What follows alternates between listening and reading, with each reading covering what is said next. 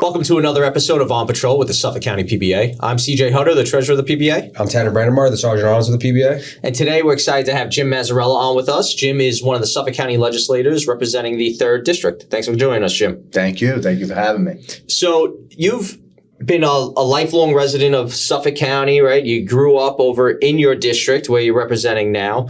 What's it like to be the local voice now, representing your neighbors, the people you grew up with, and the community that you've been a part of your whole life?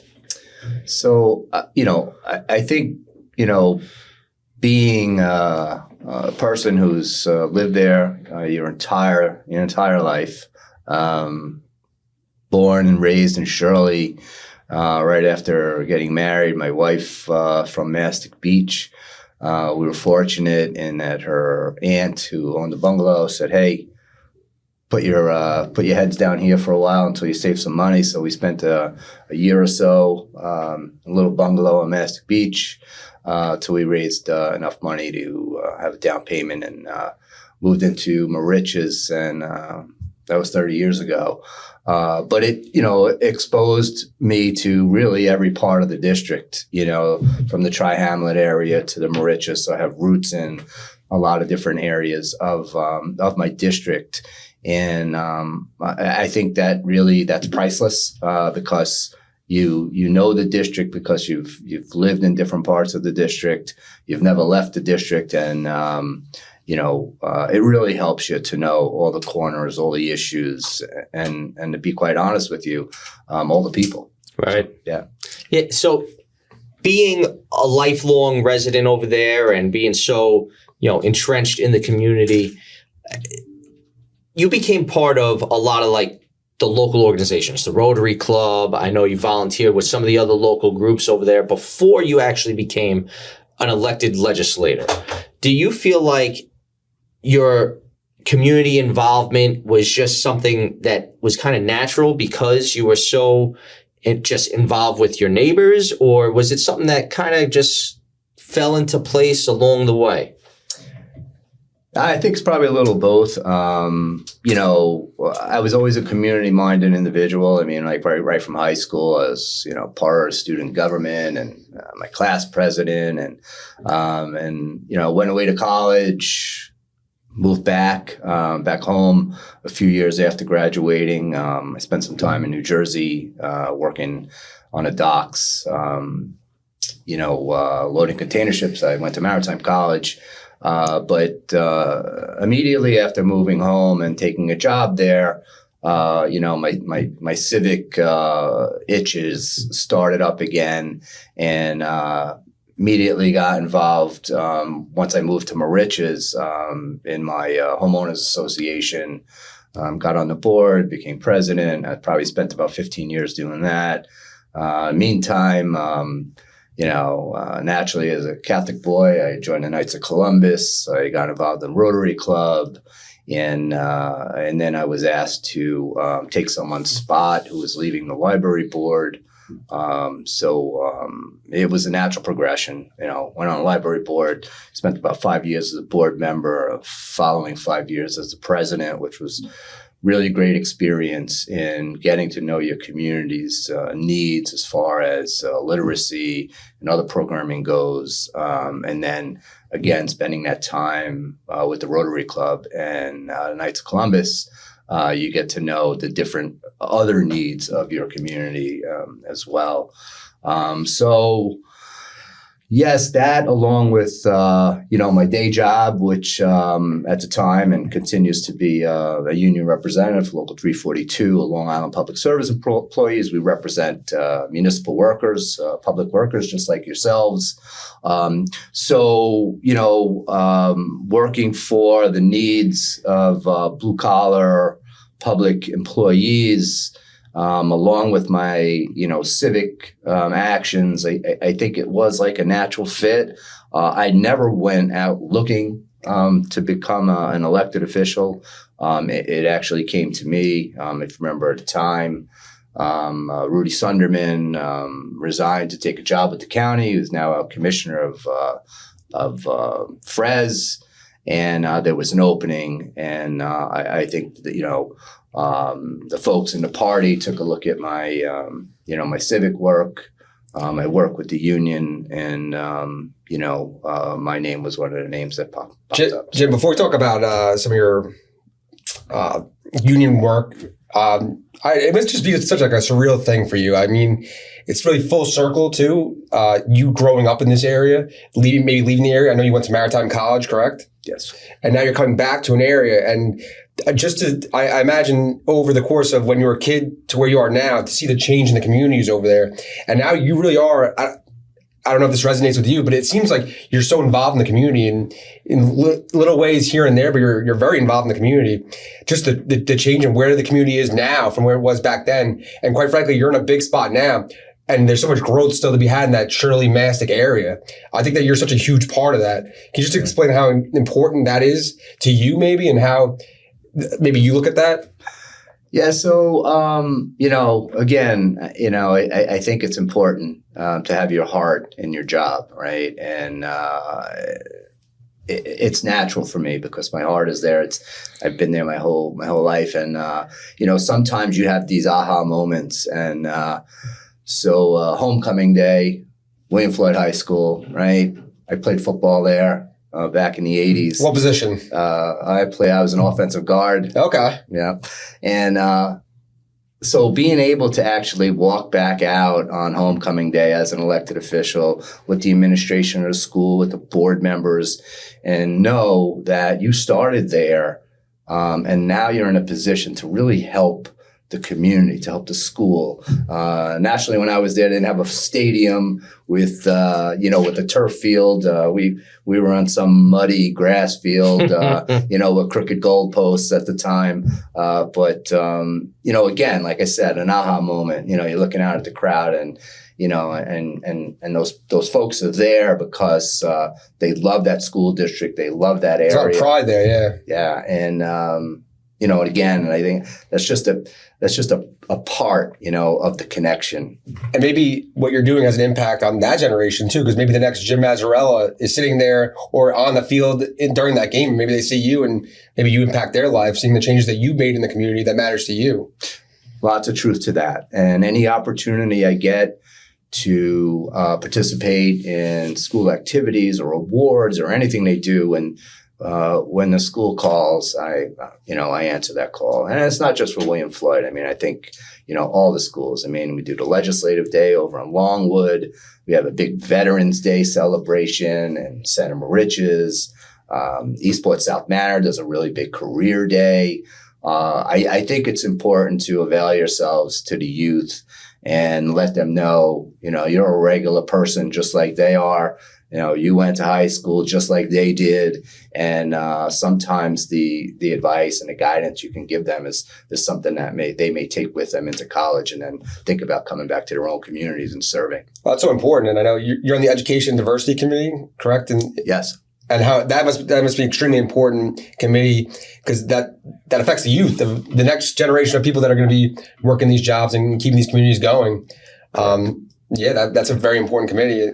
Yeah, the committee, I love that committee. And a big part of that committee for me is Suffolk Community College, where we're intimately involved with the college. Obviously, a third of their budget comes from the county. So they rely on us for a lot of input there.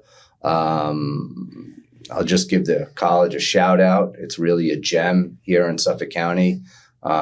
People should know that. They have some amazing programs there. And again, it's just great to be a part of that, being able to go to the college, speak to some of those students there to find out, where they're thinking, where they plan on going, what their hopes and dreams are. And again, to share with them where you came from and where you are.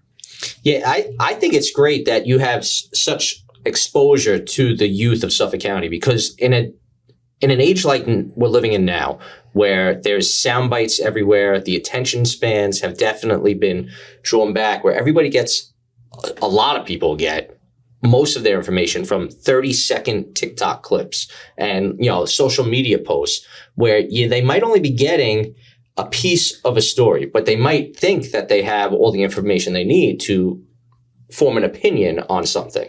Where when you're working with the youth and going to community colleges and speaking to them, you might be able to have a full conversation with them where maybe they might have a better perspective as to why your view on something might be different to what maybe they thought was the right way to look at something, especially in the colleges where a lot of the kids are very impressionable and might choose to follow certain influencers that lean either very far left or very far right. It's good to be able to have that perspective in a full conversation from somebody who's much more moderate, like yourself. Yeah, and I think hopefully, we're changing directions a little bit, in light of what's recently happened, the whole Charlie Kirk thing, right, and how communities are now saying, hey, we need to come together. We need to turn off those phones a little bit, and we need to talk to each other. We need to, have that one-on-one feeling again, where we used to have. And you bring everything back to all your experiences. And I remember during COVID, no one can really speak to each other. Right. It was a very strange time. You had Zoom and you guys know this because you're union officials. My team back at the local, we said to each other, how do we do our job? Because, as a union official, you can't do that job if you can't meet with people, right? So your members that need help negotiating at the bargaining table. How do you run in negotiations by Zoom? Right. And the reason why you can't is because, and you guys know, in negotiations, you really need to look those people in the eye and take the temperature of that room. You can't take the temperature of a room by Zoom, right. And I feel like, if you expand that out to the general public, and whether it be, kids in school or whether it be adults belonging to something, there's something that you lose in that camera, in that phone, and whatever it may be. 100%. And being in the room together and really talking about issues that are important. Yeah, there's definitely been a little bit of a generational shift as far as what some social norms would be, or things like I was taught to shake hands firmly and look a man in the eye when I'm greeting him, right? Little things like that I don't see 19 and 20-year-olds necessarily doing anymore, right? So it's those little things where you could, right, get the context of a room, the temperature of a room, the way you put it, understand what the thought process might be a little better, rather than just getting these sound bites off of social media. Mm-hmm. Well, I agree with you. And, and again, from being around high school kids, from being around college kids, and being an elected official and a professional in the labor field, I will tell you that kids do get it, some of them now. And I think the ones that are rising to the top and becoming more successful are realizing the value of that handshake, of that look in the eye, of that one-on-one, conversation. Because let's face it, if you're going to hire someone, you really want to have that person in the room. I think it's very difficult to do that over Zoom or over a camera as well. So that's irreplaceable. Like that, like the handshake, the 100% talking to each other, like even like sitting around the table and just having a conversation like normal human beings. I think that's much more valuable sometimes than the guy that can't be social and maybe is the smartest person in the room. Being social and having both social and knowledge works a lot better, I think, and being professional, like you said, shaking people's hands. No question. Big part of your job, right? A huge part. 100%. As representatives of the police department. And I just know that from greeting you guys all the time when we see each other at different events. I mean, that handshake, that pat on the shoulder, it goes a long way. I'm sure as you as a union worker, you as a union rep, you know the same thing. It was the same thing for you. And how did you get involved in that? I know you're the secretary treasurer for Local 342? Yeah, so kind of long story. So I'll give you a little history of the local itself. We are a longshoreman local. What people get puzzled about that because we represent municipal employees, and it's how do you go from longshoremen to representing highway workers and sanitation workers and whatnot. So the history is that many years ago, probably in the 60s. They would bring barges out to the municipal areas to offload fuel, Port Jefferson Harbor, Hempstead Harbor. And at the time, the future president of the local was a tugboat captain. And when they would arrive at these ports, they always had, the guys on the land side had a deep respect for the tugboat workers and these guys working along the waterfronts from the city. And they knew the longshoremen were making good money, had good benefits, and they would ask them, hey, how do we become a union? How do we get unionized? So this tugboat captain, he went back to his longshoreman local, and he said, hey, listen, he says, we have people out on Long Island that are interested in getting unionized. He says, I'm getting asked all the time. And they said, well, this is what we're going to do. And he was part of the executive board of his local at the time. They said, we're going to set up an office. We're going to take you with your captain's salary. We're going to put you in that office, and we'll see how it goes. And then I think that was in the late 60s or early 70s. And the rest is history. I think they organized a shop in Nassau County. It was a small, actually a pretty large sized village, a village of Valley Stream. And then it just progressed from there. So, and our local started out that way and grew to now, which is about 1,500 members. It's all public service workers throughout Long Island? Yeah. So we have towns, villages, water districts, some libraries. We actually represent some school nurses. And we have some part-time seasonal people, lifeguards. So any public works people we have, and so we go as far east as Southampton and as far west as Valley Stream. That's got to be interesting, representing that broad scope of different lines of work. Because like with us, we represent police officers, law enforcement. You got, like you just put it, you have nurses, you have lifeguards, you have librarians. Like there's a broad scope. So a lot of people's interests and views might not always align. What's it like managing those sorts of diversity in issues and things that they want addressed for their particular jobs? Yeah, so it's interesting, right? We try to, and obviously we have a staff. You guys have a staff, and probably here in the PBA, some of your staff members are better at some things than they are at others, right? And, we're relatively small staff at my local, but we always bounce things off each other, and we know because we're so intimate with each other. We've been working together for so long. Who's good at what? Right. So when we got a new shop or whatever, we'll sit around the table and say, "Listen, you're going to take that group," and usually the folks sitting around that table knows why that person is taking that group because they'll be better at it, right? So and some of us grew up, believe it or not, with blue collar jobs, so in blue collar areas. So it sort of was a natural fit for us. I think and the same thing with probably a lot of your staff people grew up in homes of law enforcement. Right, absolutely. And is a natural progression. So actually easier than you think, and you just have to be open-minded. Right. You come from a blue-collar family, right? Correct? Like your family's from... I do, yeah. So I came from a family of immigrants, lost my dad about a year ago. He came here from Italy in 1960.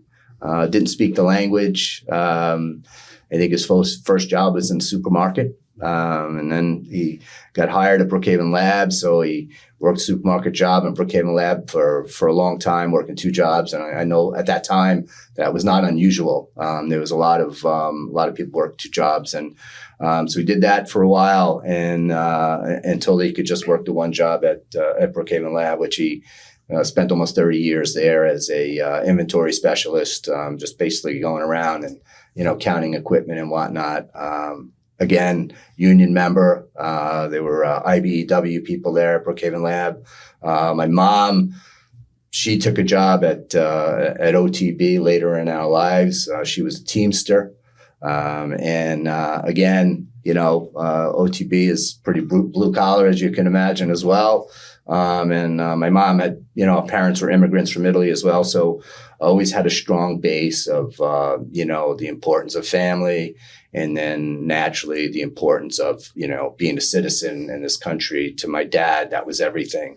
And right up until his passing, he always talked about, remembering sitting down and taking his citizenship test. And he'd still be able to kind of rattle off some of the questions that were on that test. Oh, that's great. And I'd ask him all the time, about Italy. And we talk a lot about it. And then he always ended the conversation with, I'm an American, though. This is my country. I love hearing that, because I feel like that's not really the case today. I feel like a lot of people that even were born here don't appreciate this country like your dad did. Mm-hmm. Yeah, well, I think I think a lot has to do with how you grew up. I mean, my dad grew up as a kid. World War II was going on around him. There were sirens going off at night. He lived near a port city. So they were always fearful of bombs being dropped, and World War II did end, and he joined the military like a lot of folks did at that time. So he had a great appreciation for this country, because he saw at the time the Nazis and the fascists in Italy. He saw the other side of that, and the beauty of our country naturally is our democracy. Mm-hmm. Now, I find it interesting, too, because we point out all the time how our local Suffolk County government operates is really, it's a common sense, and I think it should be the model for the country on how we operate. And if you took, say, some of your experiences and put them on a national stage, right? The son of an immigrant, a union representative, right? Some of these things people often attribute to like National Democratic Party. But here in Suffolk County, most of our Republicans are union members. A lot of those national sort of, stereotypes that people kind of attribute to the Democratic Party are actually on the Republican side here in Suffolk County. And I'd like to be able to point out that the pride that your family had in coming to America, being proud of your heritage, but while at the same time being proud to become American citizens and assimilate to this country, but still, be proud of your own heritage at the same time, but really identify as Americans, not Italians, not as a foreigner, not as an immigrant necessarily. Mm-hmm. So, just to hit the rewind button, and when you're talking about, which party, was friendly to labor, and early in my years with the union, we were always taught that the Labor Party was the Democratic Party. Right. That's always been kind of the talking point for a long time. And that was, and a lot of that comes out of Washington. That's a national message, But in my years with the union and separating the fact that I am a Republican elected official now, but as a union member, as a union leader, we never looked at party. Mm-hmm. Because we had to negotiate with whatever elected officials were in front of us, and it never really mattered locally, and I still don't think it does. We're very fortunate in Suffolk County. This is not a very partisan county government. We do work together. And I always felt that way on the union side of things too. When you're sitting across from someone, we never took into account what party they were. And all through those years, we got contracts. We got good contracts. And we joke sometimes with each other, hey, we do better with the Democrats in this town, but we do better with the Republicans in this town. And so I think the message there is that Democrat, Republican, I don't think it matters. You want good, fair people to deal with. And it's not a matter of party. Sometimes you get burned by a certain party and you blame the party, but it's not the party all the time. Sometimes it's just the people. And we always say as union officials, just put someone in front of me that's going to be fair, and labor is a winner. Right. Because you just want fairness, Yeah, the workers deserve to get paid for the work that they do. They're not sitting around getting paid to do nothing. They're working. Correct. Right. And I think it's great, too, that, even you acknowledge how the Republicans and the Democrats work well together here in Suffolk County, because that's not necessarily what you always see on the national scale in this country today. Correct. Absolutely. Right. And we're fortunate. I mean, hey, we have a county executive now. And I think you had him on the show. Yep. I know him for a very long time, since, long before I became an elected official. I think my first dealings with Ed Romaine was when I was president of my homeowners association. And there was a development that, of course, our community didn't like so much. And, Ed rolled up his sleeves and got involved, and, always was sensitive to the needs of the community. But in his role now as county executive, to him, what's important is good government. Right. And to him, what's important are the residents of Suffolk County. He doesn't look at if you're a Republican or you're a Democrat. He will basically deal with anyone who's going to help get him to the next level of helping out the county. Right. And, speaking of, the role in the county and, being out there to help the constituents. When I was a 7th precinct trustee, you were the local legislator that covered the vast majority of that precinct. And we had a big issue with ATVs and dirt bikes taking over the roadways, blocking William Floyd Parkway, causing traffic jams all the way down to Smiths Point Beach. And when you became legislator and got involved in trying to come up with solutions for these community issues, you got a bill passed that actually increased the penalties for these street takeovers, basically, with the ATVs and dirt bikes. Yeah, so we had to take a long look at that. I mean, I think it started during COVID, maybe people were getting bored. This was a new outlet for them. Difficult part being, as law enforcement people, everyone was wearing masks. Right. So they took the opportunity to keep those masks on, right? We couldn't identify them. But it was getting to the point that they were actually, they weren't just riding their ATVs. They were out there to terrorize the motorists, like you said, blocking intersections and, riding on the highways. I mean, not just side streets where they would cut off into trails. They were literally using the highways. And, but it was important to up those fines, to bring about a deterrent. Exactly. But I think what the legislation did is it brought about an awareness, an awareness to the people that we're going to move in a direction to do something about this. And it brought about an awareness to law enforcement who jumped right on that train and really stepped up the enforcement, between the Suffolk County Police Department and the Sheriff's Department, who have their task force.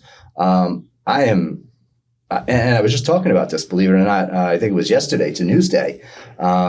My office is on Montauk Highway in Mastic. And there wasn't a day that went by where we didn't have several ATVs tearing down the middle lane, which is a turning lane, on Montauk Highway at least once a day. And I'm happy to report it's got to be at least a year now that we just don't hear that anymore. Right.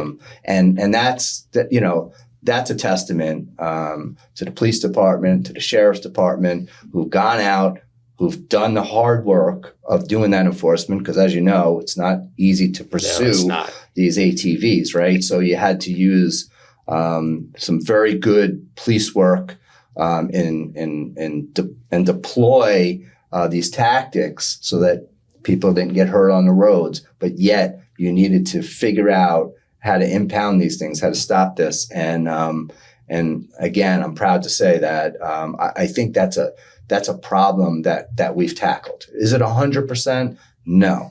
But is it a significant improvement to say 4 years ago? Absolutely. Yeah, I agree. And, it's very hard to ever 100% solve any problem, right? But at least now, and we talk about it all the time, and, bail reform is a whole nother issue, but how bail reform took away the deterrent for a lot of these criminals doing crimes, right? Because penalties weren't fit in the crimes. They were willing to risk getting locked up for 2 hours and then getting a desk appearance ticket.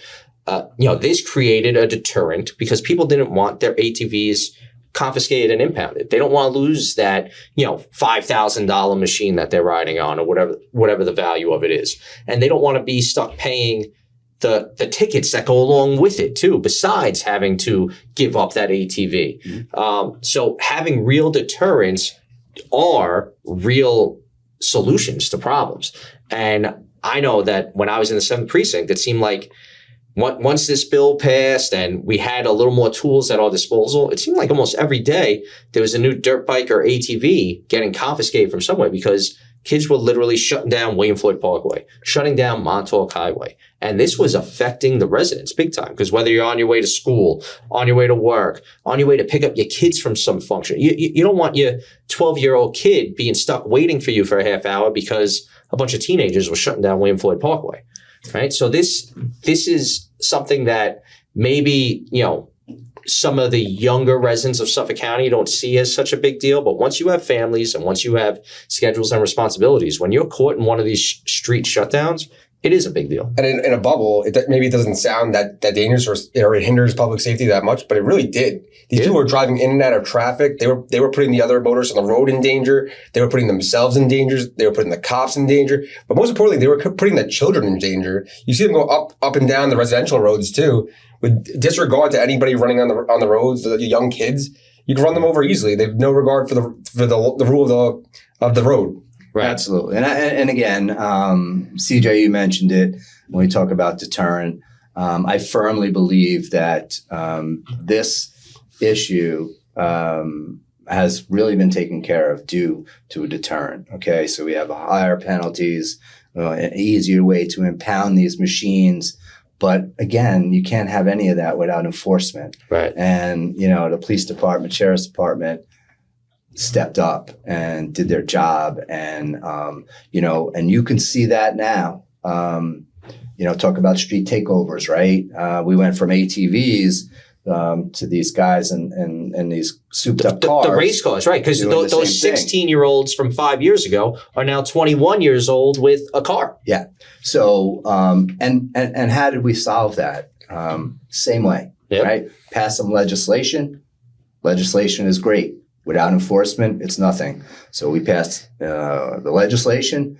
We created a street takeover task force here with the Suffolk County Police Department. That task force would go out and get deployed when there was a sniff of that activity. Cars were impounded, people were arrested, and again, deterrent. Right, and the deterrent works. Absolutely, Suffolk safer. Yeah, and you put it, the omnipresence of the police officers. I remember when we were having issues down on Neighborhood Road, right? And obviously in the summertime, it's always busier down there. There's people hanging out on the street, drinking liquor, maybe urinating in public on the streets. It's something that you don't want to let grow and expand. So you had the idea of having foot patrols down there. And, the inspector of the precinct at the time was Bill Doherty. Now he's the chief of department.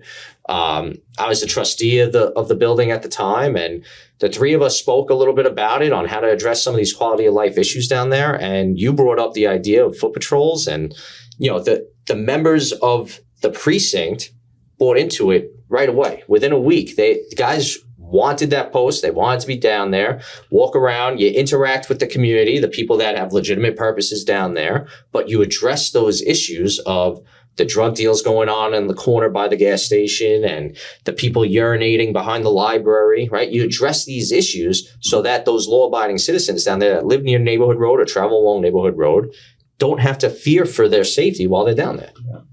Very unfortunate. It's always been a challenge, remains a challenge. But again, you have to take a stand, right. And I think the foot patrol was a big part of that, taking a stand down there where those folks who were creating these, lewd acts, dangerous acts, some of them just hanging out, intimidating people who were just trying to enjoy a walk down the sidewalk. You had to let them know that it was not going to be tolerated. We continued at foot patrol, since then. Yeah. It's the folks in the community love it. I wish that, the budget wasn't a bottomless, was a bottomless pit so that we can have foot patrols every day of the week, 365 days a year. But unfortunately, we have to deploy things intelligently. So, Right. We're not blowing big holes in the budget. So we kind of replaced that foot patrol with some extra cars down there. Yes, we did. I got to tell you, and I'm partial, of course, to the 7th because it's my precinct. But when I got there, the inspector at the time was Matt. Matt last night. Matt McCormick. Another chief now too. Yeah, right. Another chief. We had Matt McCormick, again, very, very responsive to the community. Then I had Bill Doherty, another person very responsive to the community. And now I'm fortunate have my guy, Don Raber, another excellent law enforcement professional. And the precinct in and of itself, all the patrol people there, shout out to my COPE unit. They do yeoman's work. Without the COPE unit, our community would really, really be suffering a lot of quality of life issues. They work so hard, again, on the everyday quality of life issues, maybe not the big criminal stuff, but they go out and they talk to the community. They're in the schools. They go to every civic. Yeah. They go to all the activities that happen in our community. And big community with a lot of activities, and you always see a representative from COPE out of the 7th precinct that are there to listen and are there to coordinate programs and help out. So the COPE unit out of the 7th precinct, they're priceless. They're great. They got a good crew there now with Jimmy and Heidi, and then Stacy and Sam doing the schools. Between going to all those community events, kind of having their ears open to hearing what the issues are. It's kind of like the first line of intel gathering, right? So they can figure out what the community is concerned with. They could gather a little bit of intelligence so that some of the other enforcement might be able to get targeted to where there might be conditions going on. But they also have those positive interactions with the youth and the business owners where people feel like they can trust the cops and communicate with the cops in a way where that you need to be able to have that trust. And in some communities you hear about, they don't always necessarily trust to have that open line of communication with the police officers. And it's unfortunate. And I don't think it's always necessarily the fault of that local police department, wherever, they're having those sort of communication breakdowns. But it's great that our local communities do appreciate that communication. No question. And we spoke about it earlier with my position as an elected official. The only way to do that job properly and to do it well is you got to have your boots on the ground. Right. You got to be there. You have to attend community functions, civic meetings, chamber meetings, get the pulse of the people. Yep. And that's what COPE does. And meetings that I attend and I see them at, people know them. Again, Jimmy, Heidi, Sam, Frank. Yeah, Frank over there too. I forgot Frank. And folks know these people. Yeah. And they become friends with them. So a lot of times when there are crimes, they're getting fed information that's very helpful. 100%. When it comes to cracking crime, but primarily they're out there to take care of the community. They do an amazing job. Yeah, 100%. They're great over there. And I know Commissioner Catalina and Chief Doherty, they put a lot of value and weight behind intel gathering, and they really are that first line of intel gathering. Yeah, and again, so fortunate, right? So when we talk about, working where you come from, right? So we have people now, in those ranks, and we talked about a Matt McCormick and a Bill Doherty, and a Don Raber and a Kevin Catalina, right, who's homegrown, guys from Sayville. He gets it, right? He spent his whole life here, and now he's our top cop. Right. And what is he doing?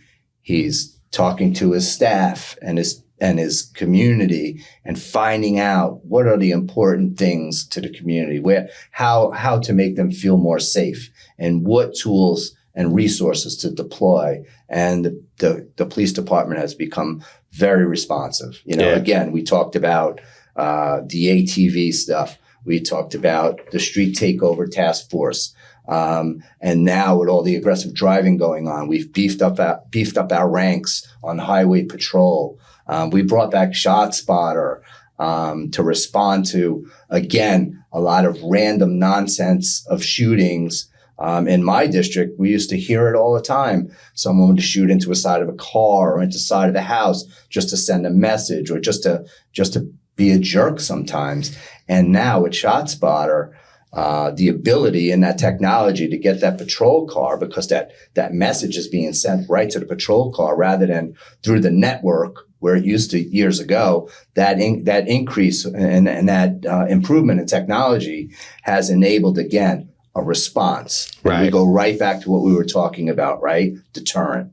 Right. And it works. And we're just so fortunate to have a police department that's filled with homegrown people that they know what the communities need. Right. Yeah. We talk about it all the time. I'm born and raised in Suffolk County. I love being a Suffolk County cop, and I take a lot of pride in representing the officers that are out there trying to do the right thing and protect our communities, because I want my kids to be able to grow up feeling as safe as I felt when I was growing up. I used to ride my bike around the neighborhood. I would be playing outside in a park. I would walk to the schoolyard and play baseball in the schoolyard, right? And these aren't things that were right next door. It was a 10-minute bike ride, a 15-minute walk. But we grew up feeling safe enough to go do that and have fun with our friends outside and play in the neighborhood. I want that for my kids. So I love what our police department is doing. I love that we're doing everything we can to maintain that quality of life for the next generation. It's nice that everyone's invested and cares about the community and wants to protect the community and make it better for the future. Right. Absolutely. And I think something that, we need to, let folks know that our ranks are at a very high level now in comparison to some time ago. We worked very hard at the county to put money in the budget to increase, again, boots on the ground, right? So we continue to put classes into the academy, right. Continue to graduate new police officers. And I know there was a time, because, I'm very much in touch with my precinct, and they would say, hey, we're down 10 guys, we're down 8 guys, we're down, 6 or 7, guys or gals that, we just don't have the personnel. Right. And we don't hear that anymore, Right. and I think we're back, I don't know if we're at 100%, but I know that we're at a level now that is much higher than it's been in a very long time. And it shows, there's a presence out there. And by and large, people want that. If people can't feel safe, you can't talk about any other issues. Correct. People have to feel safe. Their families have to feel safe, first and foremost.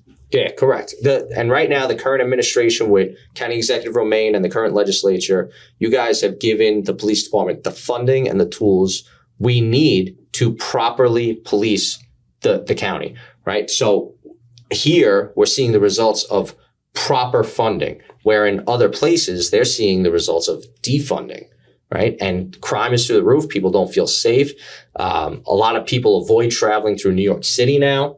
Right. So I don't feel like anybody ever avoids coming to Suffolk County because they don't feel safe. And that's because of our local elected officials properly funding the police department and giving us those tools we need. Because when we were down in manpower, we might have been filling the sector cars, but we might not have been able to put out those CSU and condition units to address ATVs shutting down a street, because we had the sector cars having to respond to whatever other 911 calls were going on, right? So if you're properly funding the police, we could address those other issues that don't necessarily align with prototypical or, stereotypical policing, like responding to 911 calls always do.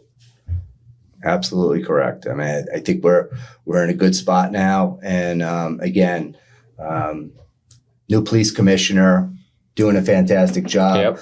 We have a lot of our officers that are chiefs now that came out of the ranks. It seems to be a finely tuned machine, and it goes without saying that a big part of that also is collaboration with our other law enforcement partners. the sheriff's department and corrections and, our rangers and our probation. And, I'm out all the time and I see you guys talking to each other constantly. And that's so important. And I don't think that was always that way. I think that, law enforcement in Suffolk County is much more tightly knit than it's ever been. And I think that's a testament to leadership. It's a testament to the people that are filling those roles who want things to be better, in law enforcement. And, I applaud what's going on. And again, as deputy chair of public safety, I'm just so happy to be a big part of that. Yeah, and I agree 100%. We have great relationships right now with the sheriff, Errol Toulon, district attorney, Ray Tierney. The police commissioner, Kevin Catalina, was actually the undersheriff for Errol Toulon for a while. So obviously they have a very tight relationship. And all the unions and the memberships in general, we all have very good relationships right now too.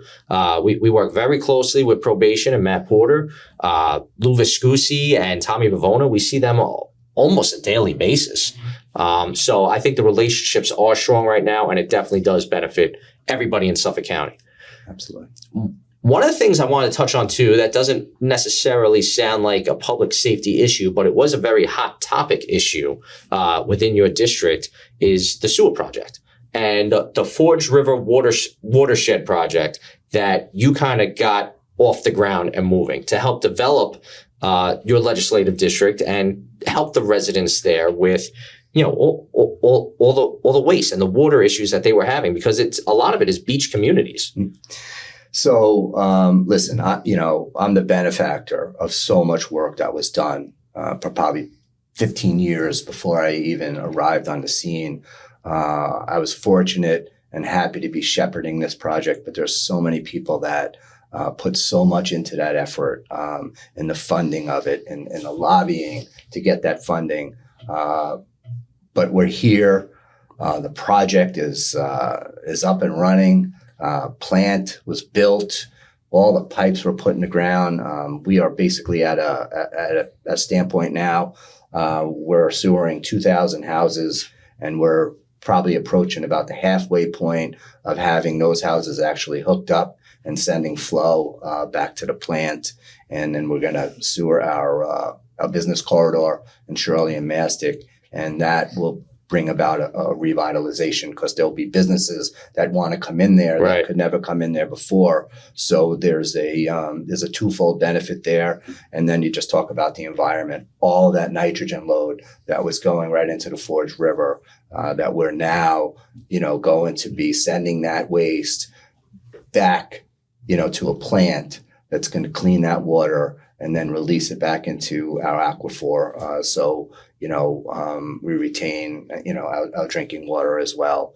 And then very soon, we're going to be starting the next phase. We're going further south on Mastic Road into the next phase, which are doing some design work now, hopefully breaking ground in that phase in about a year.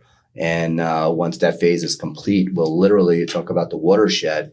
We'll really have the entire watershed of Forge River on the west side of that river, pretty much sewered from Montauk Highway almost to the bay. Oh, that's great. And I read recently about a revitalization project that's going to be occurring on Neighborhood Road, which could really bring a lot of growth and jobs to that community. How reliant was that project on this sewer project kind of getting rolling and off the ground? So, I talked about it just a minute ago about businesses being able to come in. And without sewers, there's many businesses that, cannot actually come into a community because of the sanitation regulations requiring wastewater. So part of that project on Neighborhood Road, a big part of it is being able to sewer that downtown. Right. And when you sewer that downtown, you will get businesses that'll be able to come in there. So infrastructure is a big part of it. $20 million from the county to get that going. They're going to build their own plant. Unfortunately, it's too much of a distance to get all the way back. to the plant by the Calabro Airport. The disturbance of infrastructure would be too great, so they did a study and they figured out just putting another plant there. So the town of Brookhaven is leading the way on that. They're going to put a new plant down in that Mastic Beach area to sewer the downtown. It won't be any residential at the present time, but they'll get that downtown area going, and that will avail a lot of different types of businesses to come in there and support all the new residential units that they plan for. So when you talk about a complete revitalization, that's going to be a perfect example of it. It's very exciting, and I'm really hoping for the best. The people in that community really deserve a vibrant downtown. I agree, and that's something that I think has been a long time coming, because there are a lot of hardworking, blue-collar, good people down there in that Massac Shirley area that deserve to have a vibrant downtown where you could walk down the street and maybe do a little shopping and get an ice cream cone or, whatever. Because if you look back to, say, Patchogue 20, 30 years ago, did not look like the Patchogue of today, right? That was a series of revitalization projects that built that town up and made it the vibrant Main Street that it is now. So it'd be great to see Neighborhood Road be able to grow into something more vibrant for that community down in Shirley and Mastic. It takes vision, and it also takes courage. Yeah. So the mayor in Patchogue, he had vision. He had the courage to go forth and do that, where sometimes as most people don't have that vision. They can never see it actually changing. And I think what you're going to see in Mastic Beach is the vision and also the courage of Supervisor Panico, who's taken a step and he's saying, this is going to get done, because without this, we won't have anything. Mm-hmm. I give him kudos. I work with him on, actually, we have a meeting today with Beechwood at Town Hall. We have periodic meetings just to, keep the project on track. But the area is on its way up for sure with that project.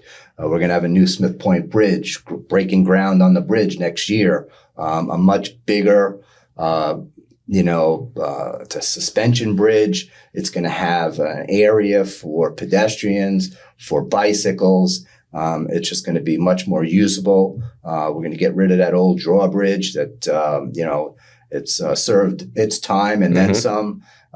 So that's a long process. But, between the sewers and the bridges, it's all about infrastructure. Yeah. Without infrastructure, you really can't make improvements.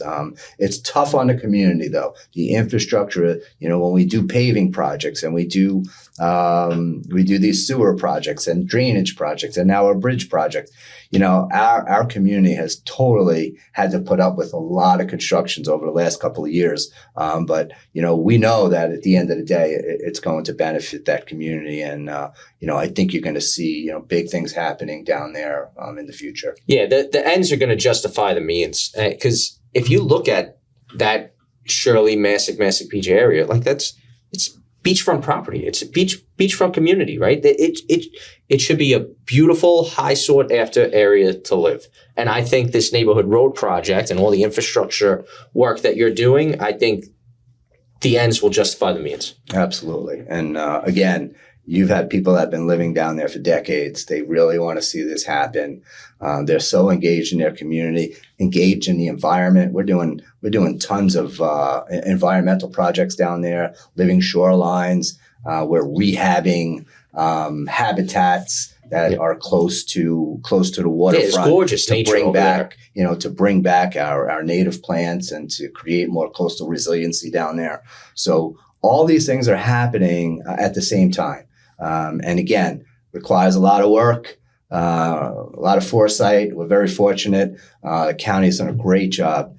Department of Economic Development in going after grants to put forth some of these waterfront revitalization projects that are happening as well. And so what we do hope is that we will start in that downtown area, and then we'll get some more development along the water there to just really bring people in for that beautiful coastal area in what they call the Narrows Bay there in Mastic Beach. Yeah. So, I grew up with my father living down in Shirley. My first house that I ever bought in my 20s was in Shirley. So I have a lot of family. I have friends that are still in those communities. So I'm hoping that this really helps build up that area and gives them that quality of life down there that they really deserve. Yeah, absolutely. And very excited. And my district, I can't say anything better than I love it. I'm so fortunate. My district runs from Brookhaven Hamlet on that South Shore all the way out to almost the Southampton town line. So, I have Brookhaven Hamlet moving to Shirley and Mastic Beach, Moriches, Center Moriches, East Moriches, Manaville. These are some really wonderful hamlets in this county.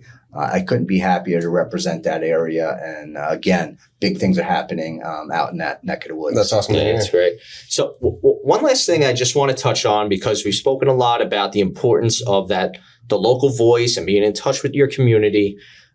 There's been a recent push to move all local elections to even years. And I've heard you, or I've read about you speaking out against that idea, because it would drown out the local voices in, say, a legislative race where everybody's going to be paying attention to what's going on nationally with the president rather than worrying about local issues. And it really is a local benefit to not have those election years always line up with the presidential races.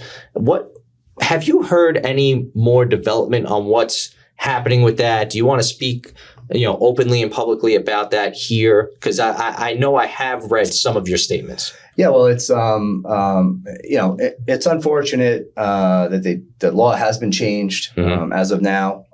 We're challenging it in the courts, but without a doubt, it's it's hard enough to get your message out to who you are. I remember knocking doors, and you're knocking on the door. And you look inside the house, and there's a 60-inch TV with either CNN or Fox or whatever they may have on the television, and they come to the door sometimes angry about something, and they go on and on and on about federal issues, and then they look at you and they say, and who are you, and what do you do again? So the local message is so hard to get out, but yet so important. Yes, it's your police. It's your highways, your bridges. It's everything local. Your quality of life. It's everyday issues, right? All come from your local government, whether it be a town government, county government, whatever. So now we're going to be forced to try and get our message out in a gubernatorial race or a presidential race. How is that going to happen? And even for the residents, I mean, what mailboxes look like at election time with mailers and whatnot. Who's going to take the time to take a look at my mailer when they have presidential stuff and gubernatorial stuff and town issues and so we're really disappointed that we are going to be forced to come away from the odd year elections. And so we're doing a few things to try and safeguard that. There's going to be a referendum on the ballot this year to change our terms from 2 years to 4 years. That won't change the fact that we will still have to run on the even years if this law sticks and our pursuit in the courts fail. But it'll do a few things for us. Number one, we won't have to run this year, next year, and then 2 years after that. If that referendum goes through, we'll start out with a 3-year term, which will then put us on an even year, and then we go 4 years from there. It'll also preserve our term limits. We have a strict law in Suffolk County that the voters overwhelmingly supported, 2 times to keep term limits here for 12 years. Under the new law, switching us to the even years is now going to take an even term of 12 years and make it an odd term because they're going to change that 1 year. So what happens? We can't serve more than the 12 under the law, the way they wrote it. So in year 11, you're going to have to resign. And every legislator is going to be doing the same thing. And then when someone resigns out of a spot, within 90 days, you have to have another election. It's going to be complete pandemonium. And then they talk about trying to save money.